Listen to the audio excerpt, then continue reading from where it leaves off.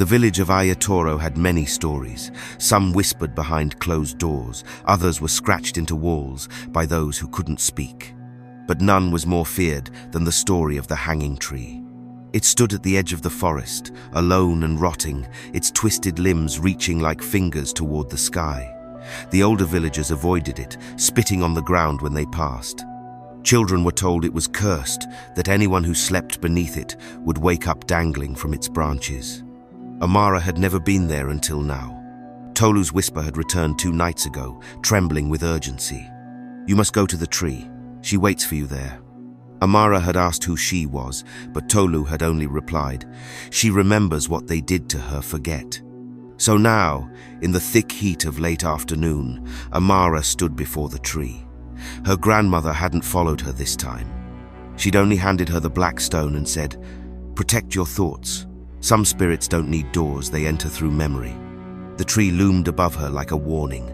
Its bark was cracked and blackened, the roots exposed and gnarled.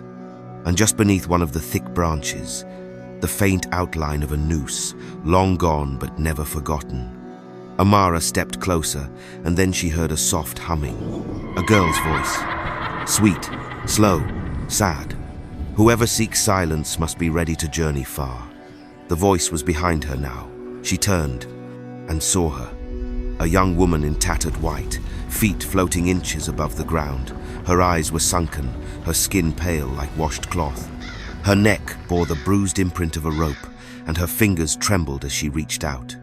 Amara didn't run. "Who are you?" she asked, voice steady. The woman didn't answer. She floated slowly toward the tree and gestured to its trunk.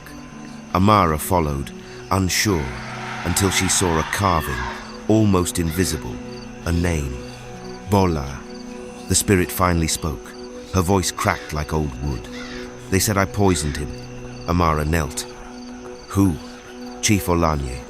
I worked in his house, his food, his drinks, his room. They blamed me when he died in his sleep."